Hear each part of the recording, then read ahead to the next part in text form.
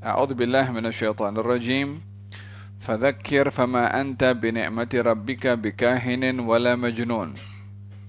Am yaquluna sya'irun natarabbasu bihi raibal manun. Qul tarabbasu fa inni ma'akum minal mutarabbisin.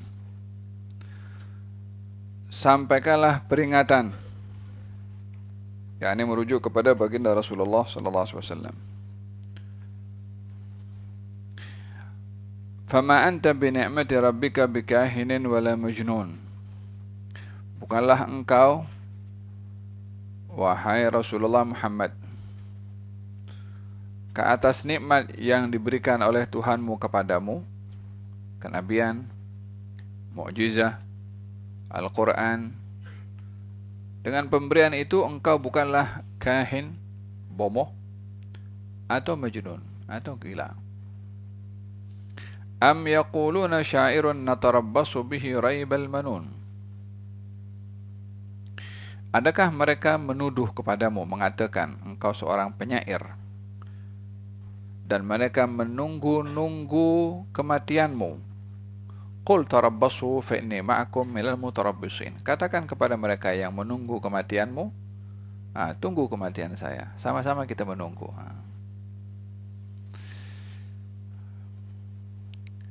Tuduhan yang dilemparkan oleh kaum musyrikin kepada baginda Rasulullah bercanggah satu dengan yang lain.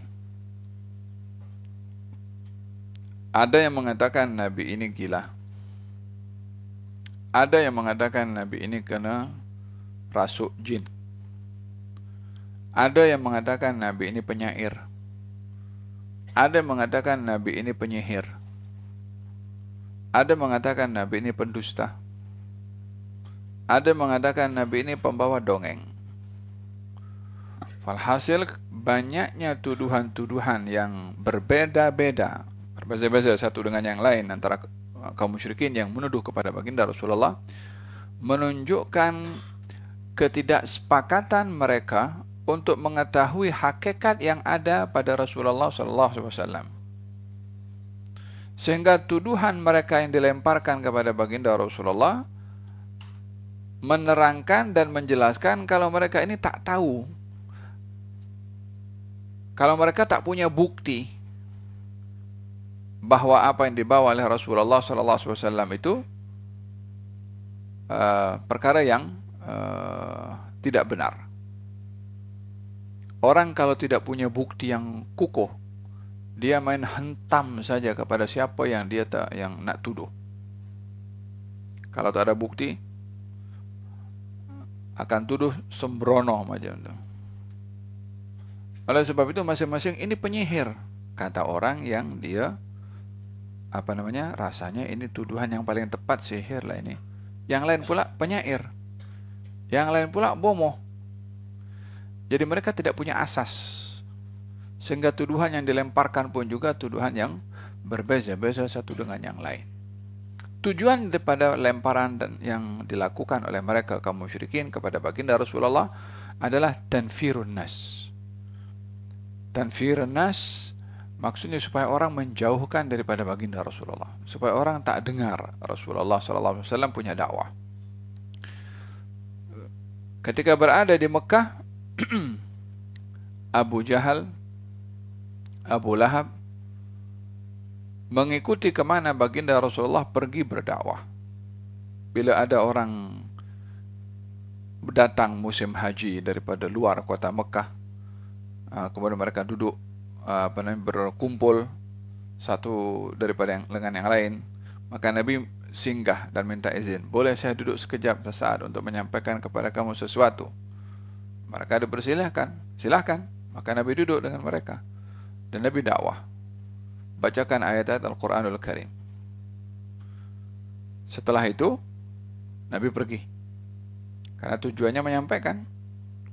Mereka mendengar, terpegun dengan penyampaian-penyampaian baginda Rasulullah. Abu Lahab atau Abu Jahal akan datang ke halaqah itu, kepada orang kumpul-kumpul itu, mengatakan, kamu jangan dengar apa dia cakap tadi, dia itu tidak waras, dia itu anak saudara aku. Jadi tuduhan seperti ini adalah untuk menjadikan orang lain tidak beriman kepada Nabi, menjauhkan daripada Nabi, sehingga dengan dilabelkan dengan label-label tertentu, yang label itu tidak baik, adalah tujuannya supaya orang tidak mendekati kepada baginda Rasulullah. Bila orang dituduh umpamanya ini pencuri umpamanya, maka orang tak mau mendekat kepada dia, berkawan, nanti kena orang pun, kawan bukan pencuri jadi pencuri juga. Ini namanya killing of character. Dibunuh karakternya orang itu supaya tidak punya pengikut, supaya tak ada orang yang mau dengar. Kalau dikatakan, oh ini orang tidak waras, nah, kalau kita jumpa dengan orang tidak waras, kemudian dia bercakap, kita dengar atau tidak? Kita tak dengar, namanya orang gila. Tujuan kaum musyrikin ingin menjadikan orang itu lari daripada baginda Rasulullah SAW. Sementara Nabi membawa Al-Quranul Karim yang begitu menakjubkan. Nabi SAW membacakan ayat-ayat yang penuh dengan i'jaz, mu'jizah, pada lafaznya, pada maknanya, pada susunan kalimatnya, pada susunan ayatnya, yang itu menjadikan orang itu boleh terpegun kalau mendengarkan baginda membaca Al-Quranul Karim. Maka dituduh yang bukan-bukan, maka dijawab oleh Allah Subhanahu wa taala, fadzakir, terus sampaikan peringatan. Tugas kamu menyampaikan peringatan. Fama anta bi ni'mati rabbika bikahinin wala majnun. Engkau dengan apa yang kau sampaikan daripada wahyu, Al-Quran, mukjizah yang diberikan oleh Allah kepada engkau, bukanlah engkau seperti apa yang mereka kata, mengatakan bomoh, mengatakan tidak waras, mengatakan kena jin. Biar mereka cakap seperti itu. Wasbir ala ma yaquluna wahjurhum hajran jamila. Wasbir ala ma yaquluna wahjurhum hajran jamila. Sabarlah engkau wahai Rasulullah Muhammad ke atas apa mereka kata. Wahjurhum hajran jamila, dan tinggalkan, jangan pedulikan. Di sini kita belajar bagaimana berhadapan dengan orang kalau tidak suka kepada kita, yang mereka memaki, mereka mencerca, berusaha untuk menghentikan gerak dakwah yang kita lakukan.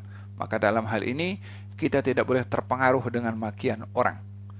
Kita tidak boleh terpengaruh dengan celaan orang. Selagi kita berada dalam landasan yang benar, janganlah ada apapun yang menghalang kita untuk terus berjalan dalam kebenaran walaupun banyak rintangan.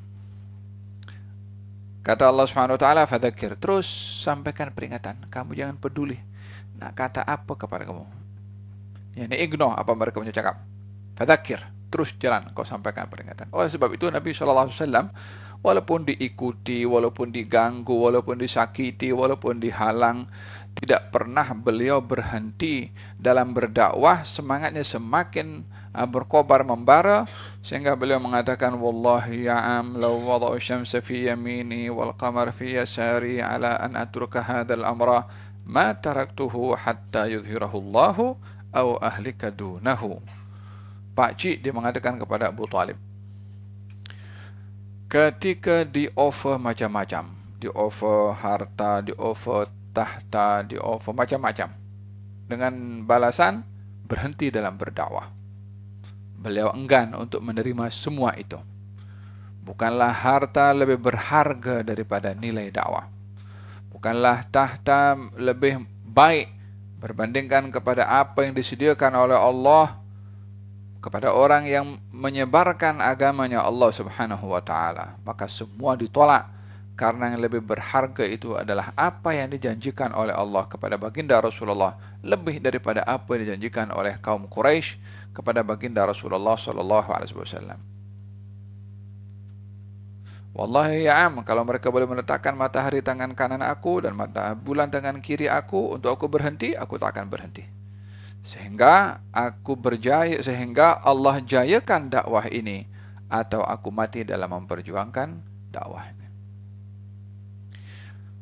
Prinsip yang ada kepada pendakwah, tidak boleh putus asa karena rintangan, tidak boleh give up karena banyaknya cobaan, dan tidak boleh berhenti karena adanya rintangan. Fadzakir fama anta bi ni'mati rabbika bikahinin wala majnun. Ini mereka tuduh Nabi bomoh. Kemudian ada orang tuduh Nabi tidak waras. Atau am yaquluna syairun natarabbasu bihi raibal manun. Atau mereka mengatakan, oh ini syair, penyair lah ini. Dikatakan baginda Rasulullah SAW penyair disebabkan oleh karena Al-Quran yang dibawa oleh Nabi itu memiliki nilai sastra yang begitu tinggi sehingga para penyair pun juga tidak boleh mengalahkan sastra yang ada pada Al-Quran.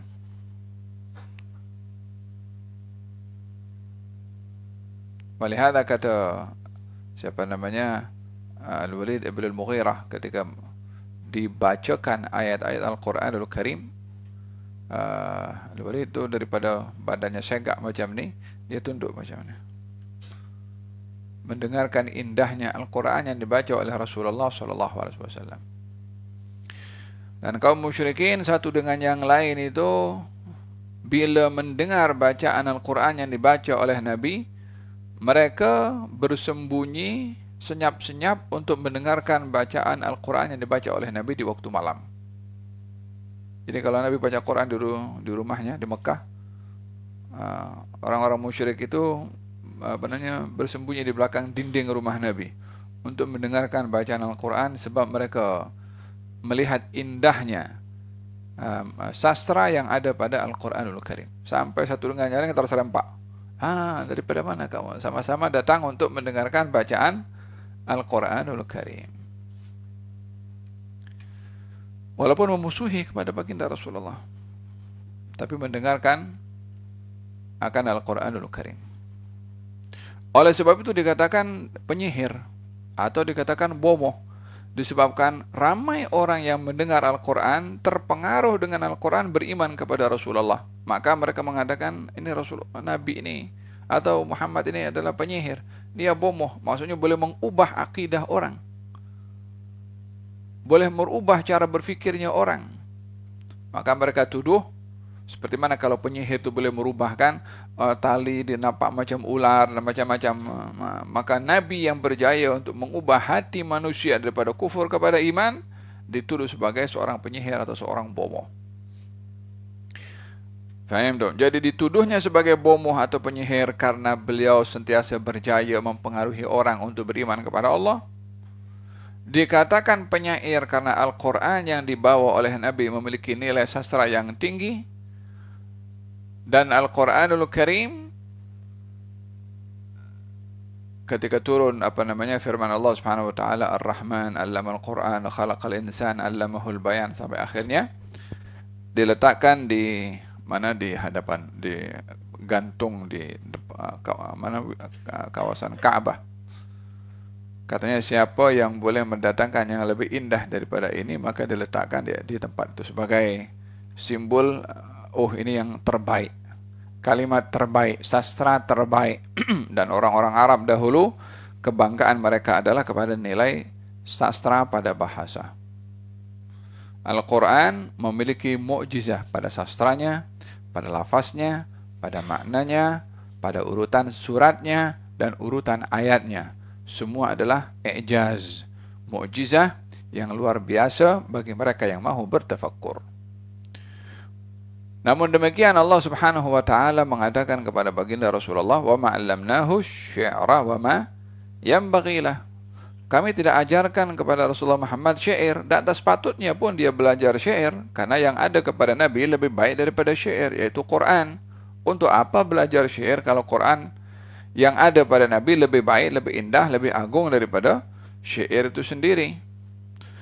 Dan Al-Quranul Karim mencabar kepada para penyair untuk mendatangkan seperti Al-Quran pada 10 surat. Coba datangkan seperti Quran 10 surat. Tak boleh. Oke, 10 ayat. Tak boleh juga. 1 ayat. Tak boleh juga. Panggil engkau punya sastrawan, ahli sastra. Kalaupun bergabung antara jin dan juga manusia, ahli sastra daripada jin atau ahli sastra daripada manusia, pikir, buat 1 ayat yang lebih indah daripada Al-Quran. Maka mereka tidak mampu untuk mendatangkannya. Dicabar oleh Allah dalam Al-Quran. menunjukkan bahwasanya Al-Quran bukan buatan manusia. Sebab semua manusia dicabar. Ayo, kalau kamu tuduh ini Quran buatannya Muhammad, syairnya Muhammad, nah, coba datangkan yang lebih indah daripada syairnya Muhammad ini walaupun satu ayat. Ternyata mereka tak boleh. Berarti ini bukan kata-katanya Muhammad. Ini kata-katanya Allah, karena Nabi tidak mengaku itu kata-katanya Nabi. Ini adalah firman-Nya Allah Subhanahu wa taala. Saya hanya menyampaikan, yakni Nabi Muhammad mengatakan, saya hanya menyampaikan. Ya kan? Qul innama ana basyarum mithlukum yuha ilayya. Wa ma yantiqu anil hawa in huwa illa wahyun yuha. Am yaquluna syairun. Adakah mereka juga mengatakan kalau Rasulullah ini penyair karena keindahan Al-Quran yang dibaca oleh Nabi SAW yang tidak boleh dikalahkan oleh mana-mana sastrawan yang lain. Jadi macam mana kita nak melawan kepada Nabi ini yang membawa Al-Quran yang dituduh sebagai syair? Baik kita tunggu dia mati saja katanya. Nah, tak ada cara untuk nak membunuh Rasulullah SAW walaupun ada usaha yang mereka lakukan. Ya kan, dalam Al-Quran Allah Subhanahu wa taala menceritakan tentang tipu muslihat kaum musyrikin yang ingin membunuh kepada Rasulullah. Katanya, baik kita tangkap saja Muhammad ini, lepas itu kita ikat dan kita penjarakan supaya dia tak keluar kemana-mana untuk menyampaikan itu kata-katanya itu. Ingin memenjarakan Nabi, ingin diikat, tujuannya untuk tidak berdakwah. Katanya jangan. Kalau diikat nanti dia punya family daripada Bani Hashim akan keluarkan dia. Jadi kita tak akan bergaduh dengan Bani Hashim, sama-sama daripada Quraisy. Katanya kalau begitu kita tangkap dan kita pulaukan dia. Anda tangkap, bawa pergi jauh. Campak di situ. Supaya tak mengganggu keharmonian kita di Mekah.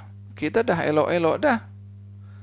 Kita dulu baik, saling kenal dan tak ada gaduh. Sekarang kita sudah berselisih. Dia sudah rendahkan Tuhan kita. Silaturahim sudah mulai renggang gara-gara Muhammad. Baik ini kita tangkap Muhammad, kita campakkan jauh supaya kita kembali harmoni. Dijawab oleh yang lain, kalau kamu campakkan dia ke tempat lain, kamu tak tengok ke kata-katanya yang indah yang boleh mempengaruhi kepada orang. Nanti di tempat itu yang kau buang dia akan pengaruhi orang-orang di situ. Dia akan pimpin tentera merangi kepada engkau. Kalau begitu kita bunuh saja. Ya kan? Wa idh yamkuru bika alladziina kafaru liyuthbituka aw yaqtuluka aw yukhrijuka wa yamkuruna wa yamkurullah wallahu khairul makirin. Nak penjarakan, nak pulaukan, ujung-ujungnya pun ingin membunuh. Apa tujuan daripada semua itu? Ingin memenjarakan, ingin dipulaukan, dihalau daripada negeri kelahirannya, ingin membunuh. Apa harganya daripada perancangan mereka itu? Harganya adalah menghalang dakwah tersebar. Yang mereka ingin capai supaya agama tidak tersebar. Sebab bertentangan dengan agama yang ikut hawa nafsu mereka. Maslahah kepentingan mereka akan tercabar dengan agama Nabi Muhammad SAW. Nabi mengajak kita berlaku adil, mereka mengajak untuk berbuat zalim. Nabi mengatakan bahwasanya semua manusia ini sama di sisi Allah, yang termulia adalah orang-orang bertakwa. Mereka pakai hukum kasta. Nabi mengajak manusia untuk menuhankan Tuhan yang satu, yang lain bukan Tuhan. Bertentangan dengan agama mereka, yang mereka mengatakan ada Tuhan hujan, Tuhan rezeki, ada Tuhan macam-macam. Faham tak? Kalau Abu Jahal, Amr bin Hisham, ditanya oleh salah seorang, kalau unasyidukallah, kalau aku tanya dengan engkau sejujur-jujurnya, demi Allah aku nak tanya dengan engkau jawaban yang jujur, menginginkan jawaban yang jujur. Adakah Muhammad itu berdusta? Kata Abu Jahal mengatakan tidak. Lalu kalau dia tak kalau kamu tahu, kamu yakin dia tidak berdusta, kenapa kamu perangi sama dia? Kenapa tidak beriman? Katanya kita dahulu dengan Bani Hashim saling bersaing. Apa dia buat, kita buat. Dia bagi makan orang, kita bagi makan orang. Dia buat sesuatu untuk Ka'bah, kita buat sesuatu untuk Ka'bah. Tapi ketika ada daripada Bani Hashim mendakwa menjadi Rasul, kita tak boleh mendakwa jadi Rasul. Sepertinya. Maka kita musuh dengan dia. Sebab persaingan. Hasad, dengki. Walaupun tahu kalau Nabi itu benar. Mereka berusaha untuk membunuh Rasulullah sallallahu alaihi wasallam. Am yaquluna sya'irun natarabbasu bihi raibal manun. Berapa kali Nabi itu diancam untuk dibunuh dan ada upaya-upaya yang dilakukan untuk membunuh Rasulullah. Digali jurang supaya Nabi masuk dalam. Akhirnya yang menggali jurang dia yang masuk. Yang tolong dia adalah Nabi SAW.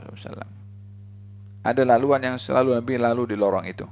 Di laluan itu digali jurang, tutup. Supaya Nabi kalau masuk dalam. Ternyata orang yang menggali dia lupa, dia lalu situ, dia yang masuk. Nabi lalu kemudian, Nabi yang tolong dia jatuh. Katanya, siapa yang gali lubang nih? Padahal dia sendiri yang buat. Paham dong? Masa hijrah. Kan itu ada 10 orang yang sedang standby di hadapan rumah Nabi untuk memukul satu kali pukulan dengan 10 orang agar supaya Bani Hashim tidak boleh menuntut darah Nabi dengan 10 orang. Dijaga oleh Allah Subhanahu wa taala, tak berlaku. Suraqah yang mengejar Nabi ketika hijrah dengan kudanya, dia ditelan oleh bumi kaki kuda itu, tidak berjaya untuk membunuh kepada Nabi. Diracun oleh seorang Yahudi pada daging yang dihidangkan kepada Nabi untuk membunuh kepada Nabi. Ketika pergi ke perkampungan Yahudi, Bani Nadir, mereka merancang untuk menjatuhkan batu besar pada atas rumahnya supaya kena kepada kepala Nabi dan mati. Tidak berjaya. Jadi lebih daripada sekali Nabi itu dirancang untuk dibunuh. Wallahu ya'simuka minan nas, tapi dijaga oleh Allah Subhanahu wa taala. Demikian Allah Subhanahu wa taala menjaga nabinya. Am yaquluna sya'irun natarabbasu bihi raibal manun. Adakah mereka mengatakan bahwasanya Rasulullah adalah seorang penyair, kita tunggu kematiannya, pasal mereka tak mampu untuk membunuh kepada Rasulullah. Qul tarabbasu, ya, kau nak tunggu dia mati? Oke, tunggu. Fa inni ma'akum minal mutarabbisin. Kita pun nak tengok juga. Kata Allah Subhanahu wa taala, apa yang akan terjadi kalau dia mati dan apa yang akan terjadi kalau kamu yang mati. Yang mati bukan Rasulullah saja. Yang menginginkan Nabi mati, dia pun mati juga. Permasalahannya apa setelah kematian? Di mana posisi Nabi setelah kematian? Di mana posisi orang-orang yang ingin Nabi mati ketika dia dibangkitkan nanti? Kalimat ini adalah lebih kepada peringatan dan ancaman serta memperli kepada orang-orang yang menginginkan kematian Rasulullah Shallallahu Alaihi Wasallam dan perlindungan yang diberikan oleh Allah kepada baginda Rasulullah. Qul tarabbasu fa inni ma'akum minal mutarabbisin. Am ta'muruhum ahlamuhum bihada am hum qaumun taghun. Adakah yang menyuruh mereka ini, yakni menyuruh orang-orang Quraisy untuk orang-orang musyrik yang menuduh bukan-bukan kepada Nabi, adakah yang menyuruh mereka itu akal fikiran mereka, hawa nafsu mereka, ataupun orang-orang yang diketuakan oleh mereka? Adakah mereka bercakap itu semua hanya dengan akal sahaja tanpa berfikir dengan hati nurani? Adakah mereka bercakap tanpa ada bukti? Amhum qaumun taghun. Ataukah mereka ini orang yang melampau? Kalau mereka berbicara atas dasar akal, dan akal itu akal yang waras, macam mana orang lahir di Mekah? Lahirnya di Mekah itu hidup di tengah-tengah orang Mekah. Orang Mekah pun juga kenal kepada insan ini. lahirnya di Mekah, membesar di Mekah, orang-orang Mekah pun kenal. Dikenali di Mekah sebagai seorang yang baik, seorang yang berakhlak, seorang yang jujur, sehingga dipanggil dengan gelaran Al-Amin. Sebab orangnya baik. Maka ketika dia mengatakan saya adalah utusan dari Allah Subhanahu wa taala, yang dikatakan kalau kata siapa namanya, kata Hercules ketika bertemu dengan Abu Sufyan, sebelum Abu Sufyan masuk Islam, katanya,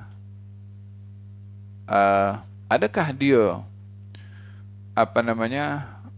seorang berdusta?